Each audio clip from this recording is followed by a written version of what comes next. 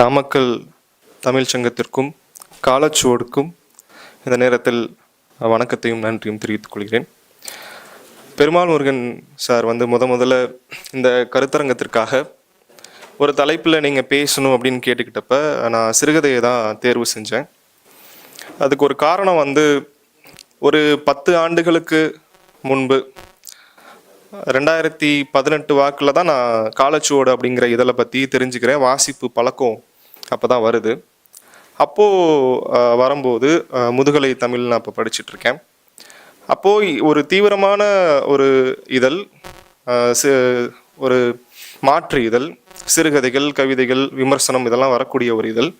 அப்போது ஒரு நெடுங்காலத்து பயணத்தை புரிஞ்சுக்கணும் அப்படின்னா அந்த இதழை தொடர்ந்து வாசிக்கிறதுக்கு நமக்கு பயனுள்ளதாக இருக்கும். குறிப்பாக அதில் வரக்கூடிய கதைகளை வாசிக்கிறது எனக்கு தனிப்பட்ட முறையில் பிடித்தமானது கதை என்கிற தளம் அப்படின்றனால அதை நான் விரும்பி அந்த தலைப்பில் நான் பேசுகிறேன் அப்படின்னு கேட்டுக்கிட்டேன். பொதுவாக தமிழில் சிறுகதை ஒரு நூற்றாண்டை கடந்த வளமை கொண்டது. இந்திய மொழிகளில் இருக்கக்கூடிய பல மொழிகளில் சிறுகதை வடிவத்தை எட்டுறதுக்கு முன்னாடி தமிழில் நம்ம அரும் சாதனைகள்லாம் சிறுகதைகளில் செஞ்சுருக்கோம் அப்படின்னு சொல்லுவாங்க. அதே போல் தமிழில் ஆரம்பகால சிறுகதை எழுத்தாளர்கள்னு சொல்லக்கூடிய வாவி சுவையர், ஆ மாதவையா, பாரதி போன்றவர்கள் அவங்களும் சிறுகதை எழுதின அதே காலகட்டத்தில் சிறுகதைகளை வெளியிட்டக்கூடிய பத்திரிகைகளும் கவனம் பெற ஆரம்பிச்சுது. இப்போ குளத்தங்கரை அரசமரம் கதையை விவேக போதினியில் வெளியாச்சு. பாரதியினுடைய பல கதைகள் சக்கரவர்த்தினி, விஜயா, சுதேசமித்ரன் போன்ற இதழ்களில் வெளியானது. ஆ மாதவையோட குசிகர் கதைகள் முதல்ல தி இந்துவில் ஆங்கிலத்தில் வெளியாகி பிறகு அவரே மொழிபெயர்த்து அவர் நடத்திய இதழில் அதை வெளியிட்டார். அப்படி எழுத்தாளர்கள் கவனம் பெறும்போது கூடவே இலக்கிய இதழ்களும் கவனம் பெறுவதை நம்ம பார்க்க முடியுது. அது மட்டும் இல்லாமல் தொடர்ந்து இதழ் செயல்பாடுகளில் எழுத்தாளர்கள் ஈடுபட்டு வந்ததையும் பார்க்க முடியும். தமிழினுடைய பல முக்கியமான எழுத்தாளர்கள் புதுமை பித்தன்லேருந்து தொடங்கி இலக்கிய இதழில் பங்காற்றியவர்கள், இலக்கிய இதழ்களை நடத்தியவர்கள் அநேகம் பேர் இருந்திருக்கிறாங்க. அந்த பண்பாடு இன்றளவும் தமிழ் எழுத்து மரபில் தொடர்ந்துட்டு தான் இருக்குது. மணிக்கொடி, சரஸ்வதி, தீபம், எழுத்து, கசடதபர, நடை, பிரக்னை இந்த மாதிரியான எழுத்துக்கள், இந்த மாதிரியான பத்திரிகைகள் இல்லாமல் இன்னைக்கு இருக்கக்கூடிய பல முக்கியமான ஜாம்பவான்களான எழுத்தாளர்களும் தமிழில் இருக்கக்கூடிய கதை வடிவத்தினுடைய நுட்பமான தேர்ச்சியையும் அல்லது நவீன கவிதையை இன்னைக்கு எட்டிருக்கக்கூடிய அந்த வளர்ச்சியும் நம்ம அடைந்திருக்க முடியாது. அதற்கு இதழ்களுடைய பங்களிப்பு மிக மிக முக்கியமானது அப்படின்னு சொல்லலாம். ஒரு தீவிர இலக்கிய இதழில் கதைக்கும் கவிதைக்கும் எவ்வளவு முக்கியத்துவம் கொடுத்து அந்த இதழ் வெளிவருமோ அதே அளவுக்கு அநேக இதழ்களில் விமர்சனத்துக்கும் உரிய முக்கியத்துவம் கொடுப்பாங்க. காலச்சுவடும் விமர்சனத்துக்கு உரிய முக்கியத்துவம் கொடுக்கக்கூடிய இதழ். இந்த பல்வேறு அம்சங்கள்லாம் சேர்ந்து தான் ஒரு இலக்கிய இதழை வாசகர்களுக்கு மிகவும் பிடித்த ஒரு இதழாகவும் தரமிக்க ஒரு இதழாகவும் மாற்றுது அப்படின்னு சொல்லலாம். இந்த அம்சங்கள்லாம் சேர்ந்து தான் தமிழ் இலக்கிய வளத்தை வளப்படுத்தி முன்னிழுத்து வந்தது அப்படின்னு சொல்லலாம்.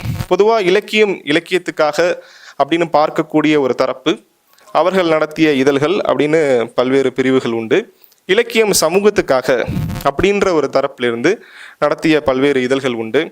தாமரை, செம்மலர், மன ஓசை போன்ற இதழ்கள்லாம் இலக்கியம் சமூகத்திற்காக அப்படின்ற பார்வையில் நடத்தப்பட்ட இதழ்கள் அப்படின்னு குறிப்பிடலாம். அப்போ ஒரு எழுத்து சமூகம் அல்லது எழுத்தாளர்கள் இது பின்னணியில் இது தொடர்ந்து சுவீகரமாக அல்லது தொடர்ந்து சுதந்திரமாக இயங்குறதுக்கு பத்திரிகை அப்படிங்கிறது மிக முக்கியமானது. இன்றைய சூழலில் ஒரு பெரு வணிக பத்திரிகை ஒரு தீவிரமான இலக்கிய கதையையோ அல்லது கவிதையோ புரிந்து கொள்ளப் போவதும் இல்லை, ஏற்றுக்கொள்வதும் இல்லை. அரிதாக ஆண்டு மலர்களில் சில நல்ல இலக்கிய படைப்புகள்லாம் வெளியிடுறாங்க. இப்போ அந்த அளவில் தான் இருக்குது. அதே போல் சிறு பத்திரிகை அப்படின்னு சொல்கிறது பத்திரிகையினுடைய வாசகர் எண்ணிக்கையை வச்சு வந்த பேர். ஒரு குறிப்பிட்ட தரப்பினர் இதை வாசிக்கிறாங்க, ஒரு அளவுக்கு மேலே இதில் வணிகம் இல்லை அப்படின்ற இடத்துலேருந்து அந்த சிறு பத்திரிகைன்னு வந்தது. அந்த சிறு பத்திரிகை தான் இன்னைக்கு தமிழில் இருக்கக்கூடிய பெரும் பத்திரிகையினுடைய எழுத்து நடையே தாக்கம் செலுத்தி மாற்றியது. காலகாலத்துக்கும் சிறு பத்திரிகையின் வழியாக தான் தமிழ் மொழி முன்னேறி செல்லுது அப்படின்னு நம்ம குறிப்பிடலாம். இந்த பின்னணியில் பெருமாள் முருகன் சார் ஆரம்பத்தில் பேசும்போதே சொன்னாங்க காலச்சுவடு எப்படி தொடங்கப்பட்டதுன்னு. 1988 தமிழினுடைய முதன்மை எழுத்தாளர்கள் ஒருவரான சூரா அவர்களால் தொடங்கப்பட்டுச்சு ஜனவரி மாதம். பிறகு மீண்டும் அது சிறிது இதழ்கள் வந்ததுக்கப்புறம் நின்று போனதற்கு பிற்பாடு 1994 கண்ணன் அவர்களால் மீண்டும் காலச்சுவடு வந்து உயிர்ப்பிக்கப்பட்டு இதழ்கள் தொடர்ந்து இன்று வரை வந்துட்டு இருக்கு.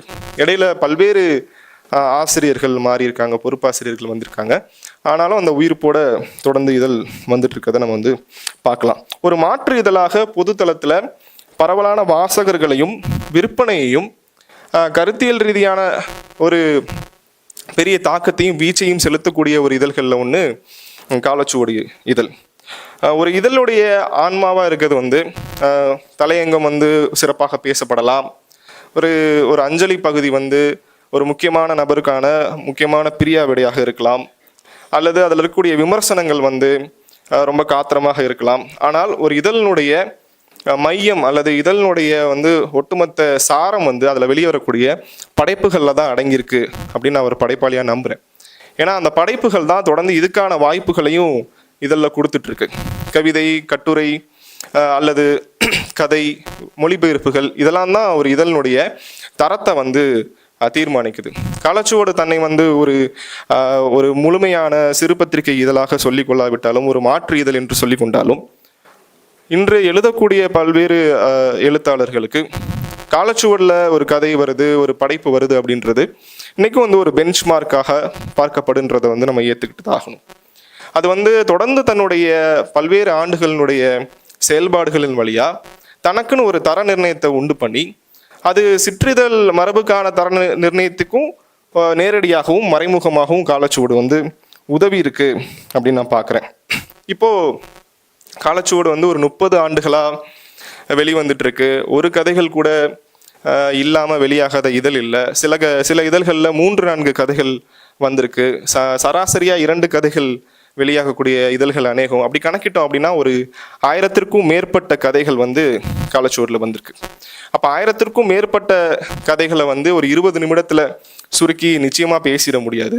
அது ஒரு பெரிய 2-3 முனைவர்பட்ட ஆய்வுக்கான தலைப்பு அப்படின்னு நான் கருதுறேன். ஆனாலும் முதல்ல அந்த 94லேருந்து 2000 வரையும் வந்திருக்கக்கூடிய கதையை அந்த காலகட்டத்தில் பொறுப்பாசிரியராக இருந்த மனுஷ்யபுத்திரன் தொகுப்பாக்கி ஒரு நூலாக்கம் செஞ்சிருக்காரு. அதுலேருந்து தேர்ந்தெடுக்கப்பட்ட கதைகள் சிலவற்றை. அந்த நூலையும் கொரோனா காலத்திற்கு பிந்தி 2020 தற்போது வரை வெளிவந்திருக்கக்கூடிய கதைகளையும் வாசித்து, இது ரெண்டையும் படிக்கும்போது மனதில் தோன்றிய சில அவதானங்கள், சில பொதுவான அம்சங்கள், அதெல்லாம் வந்து இந்த உரையில் நான் வந்து பகிர்ந்துக்கணும் அப்படின்னு நினைக்கிறேன்.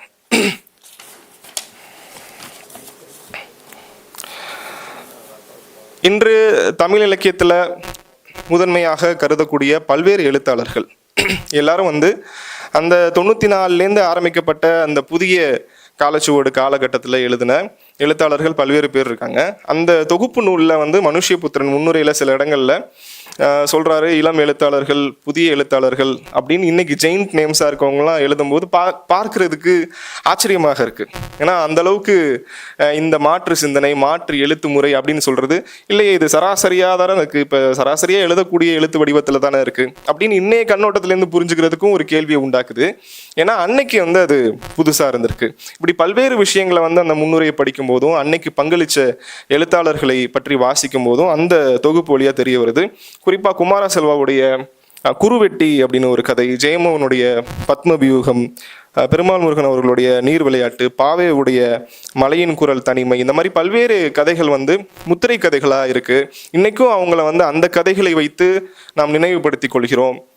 அந்த கதையை எழுதினவர் இந்த எழுத்தாளர் அப்படின்ற ஒரு பேர் வந்திருக்கு. இப்போ இதெல்லாம் வந்து காலச்சுவடில் வெளிவந்திருக்கு. இப்போ காலச்சுவனுடைய தேர்வுக்கு வந்து இந்த கதையெல்லாம் நான் வந்து ஒரு சான்றாக நினைக்கிறேன். அதே போல் அம்பையினுடைய மல்லுக்கட்டு அப்படின்னு ஒரு கதை, அப்புறம் சல்மாவுடைய பொறி அப்படிங்கிற ஒரு கதை, இதெல்லாம் கவனத்தில் கொள்ள வேண்டிய முக்கியமான படைப்புகள். அந்த நூலினுடைய அந்த தொகுப்புரையில் வந்து மனுஷ்யபுத்திரன் இப்படி சொல்கிறாரு: வாசகனுக்கும் படைப்புக்கும் இடையே மொழியை ஒரு திரையாக, தடையாக மாற்றும் முயற்சிகளோடு காலச்சுவடு தன்னை இணைத்து கொள்ளவில்லை அப்படின்னு சொல்கிறார். அப்போது யதார்த்தவாத கதைகளை அதுக்கு முக்கியத்துவம் கொடுப்போம் அப்படின்றத மறைமுகமாக சொல்லக்கூடிய ஒரு வரியாக தான் அதை நான் பார்க்குறேன். பெரும்பாலும் காலச்சுவடு தற்போது வரை யதார்த்தவாத கதைகளோடு மிகவும் இணைந்து போகக்கூடிய ஒரு இதழ். அதில் வரக்கூடிய பெரும்பாலான கதைகள் தமிழில் பெரும்போக்காகவே யதார்த்தவாத கதைகள் தான் பெரும்பாலும் இருக்குது. அதே நேரத்தில் மாற்று கதைகள் அல்லது ஒரு பரிச்சார்த்த முயற்சியை முன்னெடுக்கக்கூடிய கதைகள் அதுக்கும் காலச்சுவடில் இடம் இருந்திருக்கு. உதாரணத்துக்கு பிரேம் ரமேஷுடைய முன்பு ஒரு காலத்தில் 108 கிளிகள் இருந்தன, இது மாதிரியான கதைகளும் கூட காலச்சுவடு இதழ்களில் வெளிவந்திருக்கதை நம்ம பார்க்குறோம். அப்போ யதார்த்தவாத கதைகள் ரொம்ப முன்னாடியே தொடங்கிருச்சு. 60-70களிலேயே அது போல கதைகள் எழுதப்பட்டுருச்சு. அப்போ 90களில் வந்த காலச்சுவடு யதார்த்தவாத கதைகளில் என்ன வித்தியாசம் அப்படின்னா, அதனுடைய சொல்முறை, அது யதார்த்தமான ஒரு விஷயத்தை எப்படி பூடகமாக சொல்லுது, அப்புறம் அதில் இருக்கக்கூடிய மொழி அமைப்பு, இது எல்லாத்தையும் கணக்கிட்டு பார்க்கும்போது அதில் ஒரு புதிய பாய்ச்சல் தெரியுது. இந்த காலகட்டத்தில் வந்த கதைகளில் நான் ரொம்ப முக்கியமான கதையாகவும், அதே நேரத்தில் இந்த தொகுப்பு நூலில் காலச்சுவடு கதைகள் 94-2000 இருக்கக்கூடிய அந்த தொகுப்பு நூலில் முதல்ல இருக்கக்கூடிய கதையாகவும் தேவி பாரதியோட தீர்ப்பு அப்படிங்கிற கதையை நான் பார்க்குறேன். அந்த கதை ஒரு நவீன கதையினுடைய மிக முக்கியமான அம்சம் ரொம்ப சிறிய புள்ளியை தொடுறது. ஒரு நாவல் அளவுக்கு தீம் எடுத்து பேசிக்கிட்டு இருந்த போக்கு தமிழ் சிறுகதை எழுத்தாளர்கள்ட்ட இருந்துச்சு ஒரு காலத்தில். அப்புறம் மிக ஒரு சின்ன புள்ளியை தொட்டு அதை சுற்றி வட்டம் வரைகிறது, இல்லை அதை சுற்றி கதையை பின்னிக்கொள்வது அப்படிங்கிறதான் ஒரு நவீன கதைக்கான ஒரு அடையாளம் அப்படின்னு நான் நினைக்கிறேன். இந்த கதை அதை கச்சிதமாக சொல்லக்கூடிய ஒரு கதை. தீர்ப்புன்ற கதையில் ஒரு பெண் திருமணம் கடந்த ஒரு உறவில் இருக்கா. அவள் ஏன் அந்த உறவில் இருக்கானா, தன்னுடைய கணவன் இராணுவத்தில் பணியாற்றும் போது இறந்துட்டான் அப்படின்ற ஒரு தவறான புரிதலுக்குள்ளே போயிடுறா. அப்படி அவளுக்கு கடத்தப்பட்டுருது. அப்போ அந்த நேரத்தில் ஆனால் பிற்பாடு தான் அவளுக்கு இந்த மாதிரி விஷயம் தெரிய வருது. அப்போ ஒரு பெரிய வலுவான குற்ற உணர்வில் ஆளாகிறா. அவளுக்கு ஒரு சிறிய குழந்தை இருக்கா. அந்த குழந்தையினுடைய பொம்மைகள் சத்தம் எழுப்புவதாகவும், அந்த குழந்தையை வைத்திருக்கக்கூடிய துப்பாக்கிகள் தன்னுடைய கணவனுடைய துப்பாக்கியாக மாறி தன்னை தாக்குவதாகவும், இப்படியெல்லாம் பல்வேறு மன அவசங்களை அந்த கதையில் தேவி பாரதி பேசியிருப்பார். எங்கேயுமே ஒரு செயற்கைத்தன்மையோ ஒரு கூடுதல் குறைதலோ அற்ற ஒரு நல்ல கதை அந்த தொகுப்பில் இருக்கக்கூடிய முக்கியமான கதை. அதே போல் நவீன காலம் 20ஆம் நூற்றாண்டு பிறந்த போதே தொடங்கிருச்சு அப்படின்னு சொன்னாலும் கூட 90களில் கூட படைப்பாளிகளுக்கு என்ன பிரச்சனை இருந்தது அப்படின்னா, கதைகளில் வரக்கூடிய சில வார்த்தைகள் மக்கள் பொது பயன்பாட்டில் இருக்கக்கூடிய சொற்கள் தான், அன்றாடம் கேட்கக்கூடிய சொற்கள் தான். ஆனால் அதை கொச்சை வார்த்தைகள், கெட்ட வார்த்தைகள்னு சொல்லி நிராகரிக்கிறது, அல்லது அப்படி எழுதுபவர்களை தவறாக முத்திரை குத்துவது, அப்படிப்பட்ட எழுத்தை வெளியிடக்கூடிய பத்திரிகைகளை, காலச்சுவடை கூட அப்படியான கதைகளில் வரக்கூடிய சில வார்த்தைகளுக்காக விமர்சனம் செஞ்ச நிறைய சம்பவங்கள் இருக்குது. அதையும் கூட மனுஷபுத்திரன் முன்னேறில் நினைவு கூறுறாரு. குமார செல்வாவுடைய அந்த குருவெட்டின்ற கதையில் ஒரு சந்தர்ப்பத்தில் ஒரு சில வார்த்தைகளை அந்த கதாபாத்திரம் பேசுகிறான். அது பெரிய பேசு பொருளாக அந்த காலத்தில் இருந்திருக்கு. ஒரு ஆண் எழுதக்கூடிய கதைகளில் இப்படி இருக்கும்போது நிச்சயமாக அன்றைக்கு பெண் கவிஞர்களும் எழுத்தாளர்களும் எழுதும்போது பெரிய அந்த மொழியில் பயன்படுத்தக்கூடிய வார்த்தைகள் சார்ந்து பெரிய சவால்கள்லாம் அவங்களுக்கு இருந்துச்சு.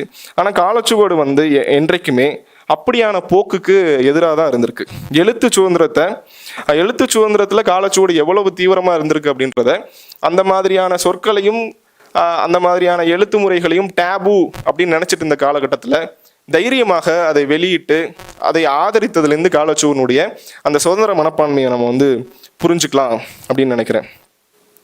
அம்பையனுடைய அந்த மல்லுக்கட்டு கதையை கூட நான் குறிப்பிட்ட மிக முக்கியமான கதைன்னு. சமீபத்தில் மலையாளத்தில் எக்கோ அப்படின்னு ஒரு திரைப்படம் வந்துச்சு. அந்த திரைப்படத்தில் ஒரு நாயை ட்ரெயின் பண்ணுவாங்க. ட்ரெயின் பண்ணக்கூடிய ஒருத்தனுக்கு ஒரு வெளிநாட்டை சேர்ந்த ஒரு பெண் மனைவியாக இருப்பாங்க. கதையினுடைய இறுதி கட்டம் வரையும் அந்த நாய் அந்த ஐயாவனுடைய அதிகாரத்தின் கீழே இருக்குது அப்படின்னு நினச்சிட்டு இருப்பாங்க. இறுதியில் தான் தெரியும், இல்லை அந்த பெண்மணியினுடைய அதிகாரத்துக்கு கீழே நாய்கள் இருக்குது அப்படின்னு அந்த கதையில் தெரிய வரும். அதே போல் இந்த மல்லுக்கட்டுன்ற கதையில், அந்த கதையை நான் சொல்ல விரும்பலை.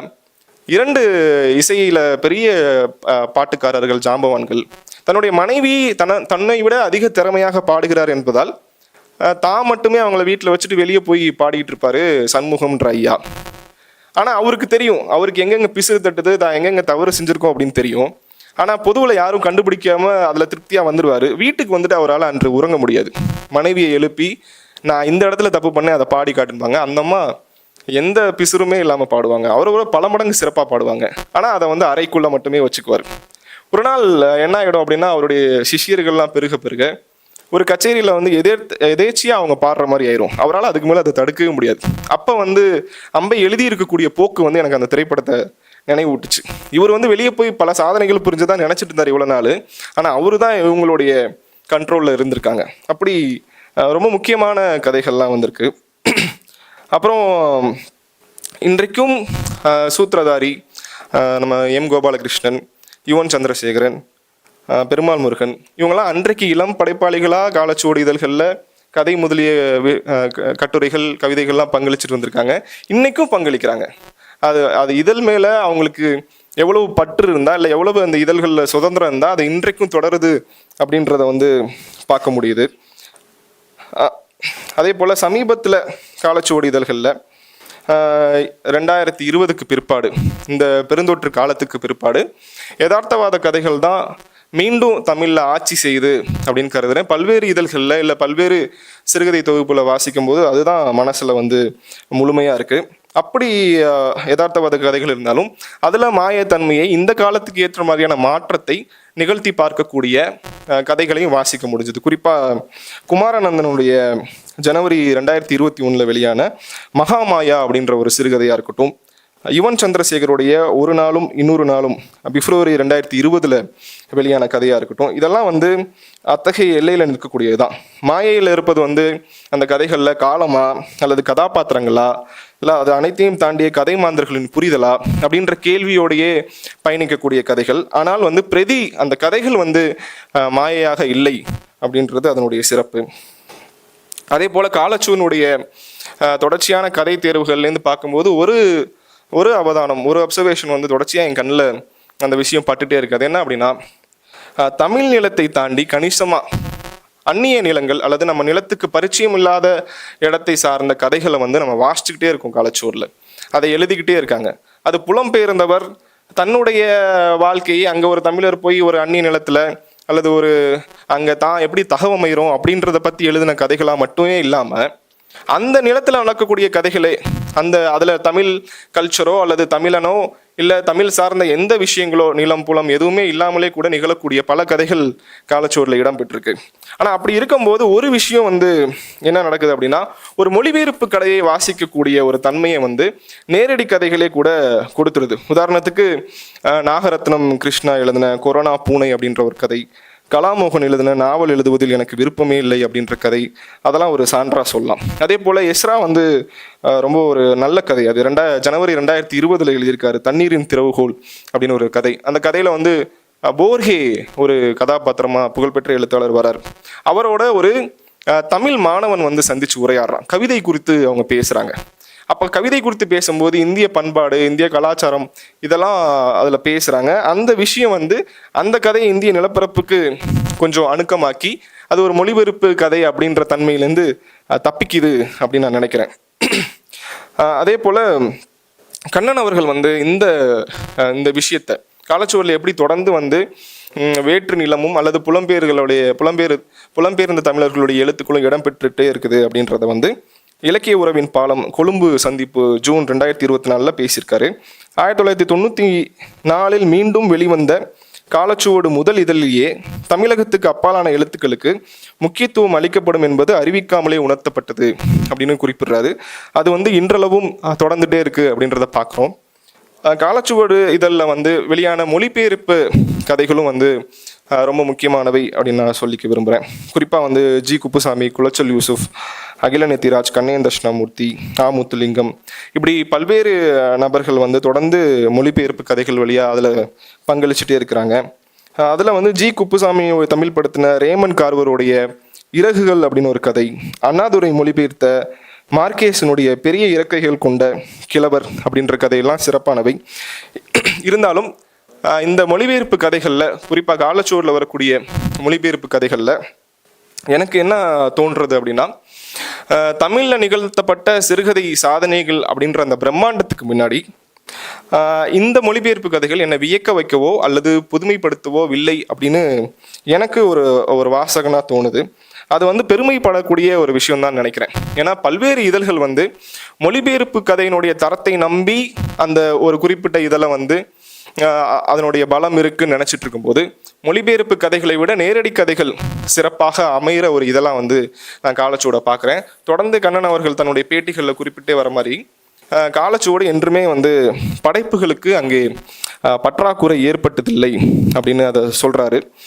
அது ஒரு முக்கியமான விஷயம். அதே போல மீளுருவாக்க கதைகள் அப்படின்னு சிலவற்றை சொல்லலாம். இப்போ தொன்மம் சார்ந்து சில விஷயங்களை மீளுருவாக்கம் பண்ணுவோம். புதுமை பித்தன் அகலிகையை மீளுருவாக்கம் செஞ்ச மாதிரி இப்படி தொன்மம் சார்ந்த மீளுருவாக்கம் வந்து காலகாலமாக நடந்துகிட்டே தான் இருக்கும். அப்படி வந்து ஏற்கனவே ஒரு எழுத்தாளர் ஒரு கருவை தொட்டு படைத்த ஒரு கதையை மாற்று கோணத்தில் சிந்திச்சு எழுதக்கூடிய ஒரு அந்த மாதிரியான ஒரு அம்சத்தையும் நம்ம மீளுருவாக்க முயற்சி அப்படின்னு எடுத்துக்கலாம். அப்படி யோசிக்கும் போது கிருத்திகா வந்து தொடுகரி அப்படின்னு ஒரு கதை எழுதியிருக்காங்க. இது வந்து ஜெயகாந்தனுடைய ரொம்ப பிரபலமான நம்ம எல்லாருக்கும் தெரிஞ்ச அக்னி பரிச்சை அப்படின்ற கதையை கொஞ்சம் உல்டா பண்ணி எழுதின ஒரு கதை தான். உல்டானே சொல்கிறேன் அப்படின்னா, அதில் வந்து ஒரு பெண் வந்து பாலியல் ரீதியாக ஒருவனிடம் தன்னை இழக்க நேரிடும். அவங்க அம்மா வீட்டுக்கு அழைச்சி போயிட்டு தண்ணியை அந்த குழந்தை மேலே ஊற்றி நீ சுத்தமாயிட்டடி குழந்தை அப்படின்னு சொல்கிறதா அந்த கதை முடியும். பல்வேறு சர்ச்சைகளை உண்டாக்குன கதை அந்த கதை. இதில் என்ன ஆகுது அப்படின்னா, அந்த ரோலை வந்து ஆசிரியர் வந்து ஆணுக்கு கொடுத்துட்றாங்க. ஒரு ஆண் வந்து மதுமயக்கத்தில் தன்னுடைய மனைவிக்கு வந்து தீங்கு, அதாவது வழிவிலகி போயிடுறான். அவனை வந்து அந்த பெண் வந்து ரொம்ப பெரிய விசாலமானத்தோட வீட்டுக்கு அழைச்சிட்டு வந்து தலையில் தண்ணி ஊற்றி நீ சுத்தமாயிட்டடா அப்படின்னு எடுத்துக்கிறதா அந்த கதை இருக்குது.